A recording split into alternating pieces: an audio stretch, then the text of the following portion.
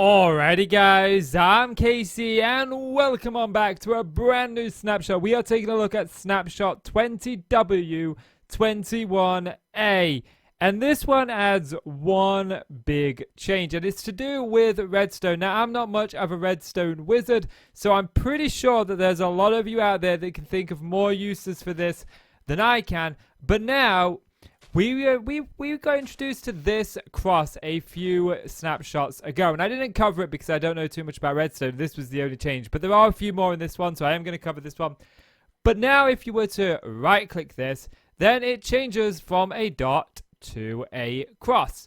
I think that's going to be kind of useful for a lot of Redstone mechanics. The only thing I could think of is here we've got this. If I right-click it, it makes a cross. It powers this. It obviously powers this block, which powers this. But this doesn't, this does. You just go back and forth. So it's one of those changes that I'm pretty sure this is going to be really useful in a lot of Redstone contraptions. But for those of us who aren't really Redstone intelligent, then no. Now, I did notice that I thought, okay, you know what, maybe I could have this like going into a block like this. And then maybe going into another block here to power this block. And then power this by putting like a power source here. But once it becomes a line, you can't click it anymore.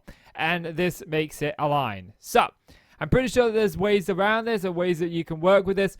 But yeah, that's one of the changes. Now let's get into some of the other ones. So with this update, we can now import settings from old worlds by just going into single player, creating a new world, and looking in the more world options. There's this import setting which opens up a folder and you can import settings from, well, various other worlds that you've got. That's going to be quite useful. The next new change is an option to be able to disable multiplayer. And I've had a little play around. I can't quite figure this one out. It says, added a new disable multiplayer command line option. When used, the multiplayer button is disabled. So, I'm guessing that that means that it's not the open to LAN button, but this multiplayer button here. So maybe that's something outside of the actual in-game units. But I think that's going to be really good for parents who don't want their kids playing multiplayer servers. Carrying on with that one, not only can you disable the multiplayer button, but you can also disable the chat now, which again, I go back to parental controls and giving the player or the parent more control of what their kids are doing online.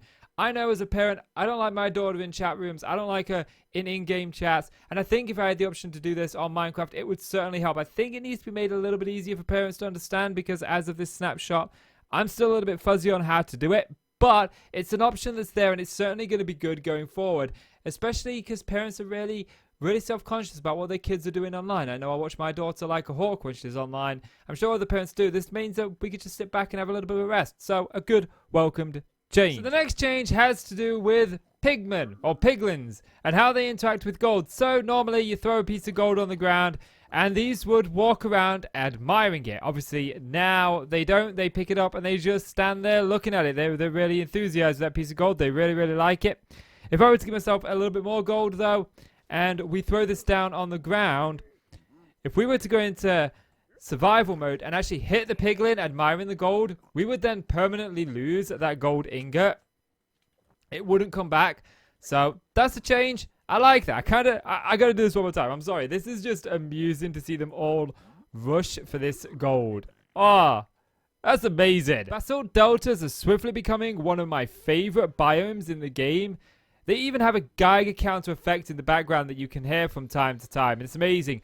But I want to talk about the changes to this biome. There is a reduced amount of netherrack in this biome, which means ores weren't generating as frequently as in other biomes. This has been fixed now. Ores have a greater chance to spawn within a basalt delta as opposed to the other biomes, but that is offset by the amount of basalt in here. So you're just going to get about the same because there isn't much netherrack and the ores spawn within the netherrack.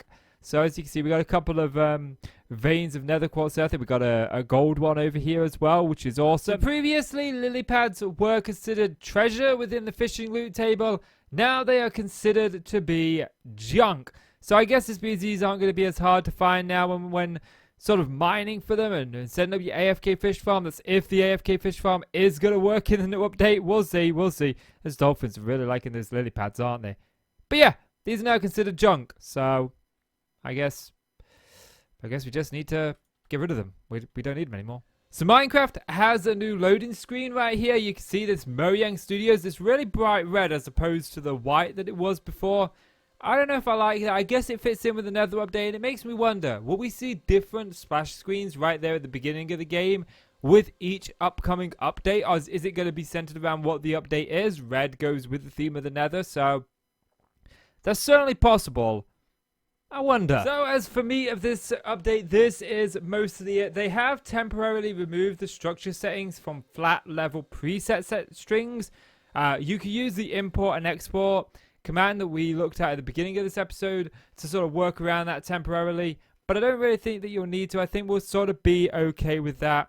The next couple of ones are technical changes. They have added the ability to control the height of the spread player command. They've also added in custom worlds and custom dimensions. So I think that is actually a big thing in and of itself. Adding in custom worlds and dimensions, does that mean that we will be able to sort of work around and create our own dimensions within Minecraft? I mean, we saw it in the Infinity update that, you know, they added everything in that update. So, I mean, that is something that I think it's kind of secretive, but I think it's got a big impact. So I think that's going to do it for this snapshot video. I think the big update in this snapshot video has to be the inclusion of this little mechanic right here.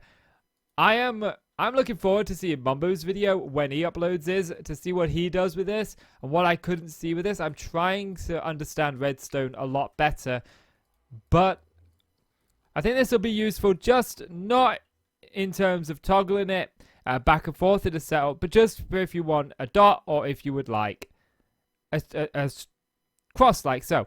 Guys, that is going to do it for this snapshot. I just want to take a moment to plug my single player world. If you like endless worlds in survival and you're looking for a new one, go ahead and check mine out. We're building up a medieval rustic farm over there.